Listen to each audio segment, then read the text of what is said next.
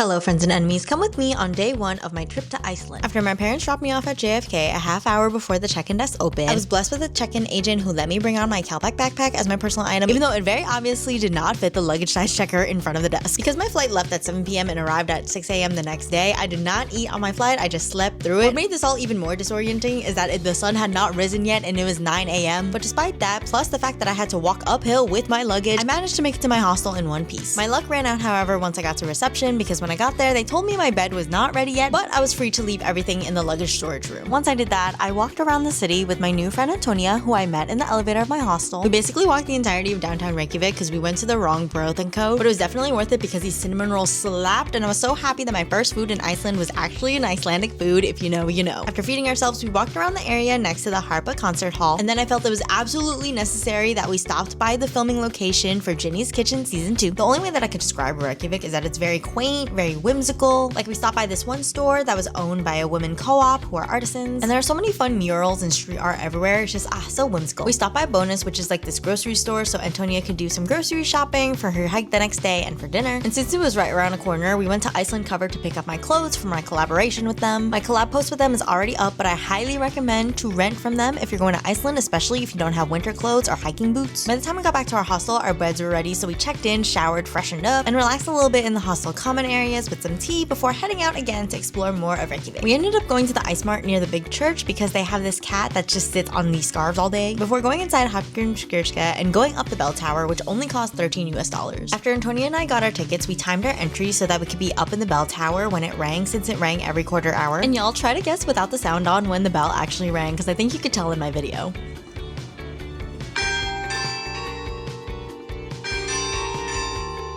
After admiring the views from the bell tower, we headed over to this hot dog place because they were supposed to be really famous for Icelandic hot dogs. I know it's kind of weird as a New Yorker to eat their hot dogs plain, but that's how I do it. But I got everything on this hot dog and it slapped. Afterwards, we went to this little artisan shop that we had passed by earlier, but it was closed. And then we headed back to our hostel for their meet and mingle event for solo travelers, where we also got a free drink. Antonia and I went out again because we heard about this place that had really good gelato, but it ended up being really far. So we went back to our hostel, had some home-cooked dinner made in the kitchen by Antonia and our new friend Sierra. And then we headed back outside again because it was the start of the Winter Lights Festival, and we wanted to check out all the little light and art exhibits that were happening around the streets of Reykjavík. The highlight of the festival really is all the projections that they put on Hallgrímskirkja. Like, I think we stood there for a good 15 minutes just looking at all of the different light projections that they were putting on the church. We went back to our hostel to catch the tail end of their drink and draw event that they were having in the common area. And while I didn't draw anything, I did provide moral support with my huge ass clip-on light and all my funny travel fling stories. Like and follow for day 2.